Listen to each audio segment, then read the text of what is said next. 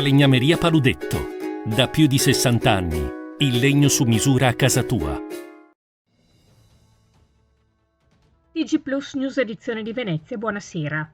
Si è tenuto oggi un nuovo incontro presso la sede della Regione Veneto, unità di crisi, con le segreterie sindacali FILC, TEM, CGL, FEMCA, CISL di Venezia, l'RSU, AkzoNobel e l'Advisor, che ha riportato la situazione di ricerca di un acquirente delle produzioni, macchinari e personale. Più di 115 le aziende censite nel settore chimico, ma l'Advisor apre la ricerca anche ad aziende di altri settori per valutare tutte le proposte.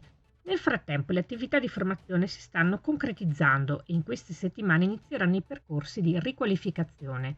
Come sindacato, si legge in una nota ufficiale, siamo consci che il tempo a disposizione perché si definisca il subentro di una nuova società stia per scadere e quindi siamo impegnati perché le manifestazioni di interesse si concretizzino in qualcosa di effettivo, che possa ridare un posto di lavoro ai dipendenti di AkzoNobel, un reddito sicuro alle loro famiglie e non venga persa un'attività produttiva nel territorio di Peseggia. Cambiamo argomento. Il Comune di Venezia aderisce anche quest'anno alla Settimana Europea della Mobilità Sostenibile SEM con una serie di iniziative che percorrono diversi ambiti della mobilità sostenibile urbana. Il tema della SEM, lanciato dalla Commissione Europea per il 2023, è risparmiare energia e vuole far riflettere sui consumi energetici, in particolare su quelli derivanti dalla mobilità urbana. La ciclabilità sarà il cuore della Settimana Europea della Mobilità per questo 2023. Gli eventi principali sono raccolti nel weekend dal 22 al 24 settembre. In questi 3 giorni i ciclisti appassionati ciclisti, arrugginiti e anche i non ancora ciclisti potranno usufruire del servizio Bike Check-up per far controllare gratuitamente la propria bicicletta, per raccogliere informazioni sul tipo giusto di bici da provare o comprare oppure sui posti più belli che si possono raggiungere nella nostra città in bicicletta in piena sicurezza. Ulteriori dettagli nel nostro sito notizieplus.it.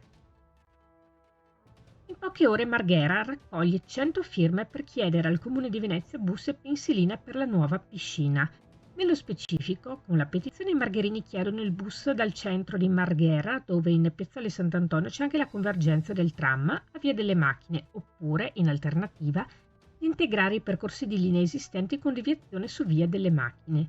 Nella stessa richiesta i promotori chiedono la realizzazione di una fermata bus completa di pensilina davanti alla piscina. Il bisogno del bus è motivato anche con il supporto dei dati forniti da Marghera Forever. Siamo in grado di dimostrare l'alto interesse per la piscina comunale di Marghera, dicono i margherini DOC, poiché dal 16 maggio a oggi sono stati registrati ben 4.311 accessi al sito in merito alle tariffe e orari pubblicati a quest'oggi sul sito margheraforever.org.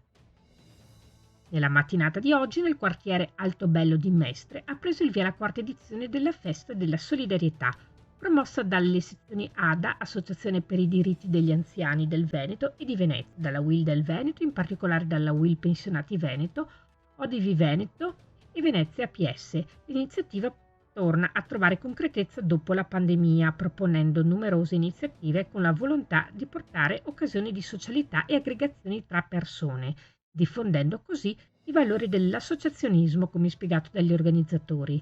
Di fronte alla chiesa parrocchiale del Cuore Immacolato di Maria, la Pellegrina, sarà attivo il Luna Park per i più piccoli, ma non mancheranno anche momenti culturali e di approfondimento sui temi della solidarietà e del welfare, incentrati sui diritti delle persone, dei pensionati e degli anziani. Questa era la nostra ultima notizia. Grazie per essere stati con noi. Arrivederci.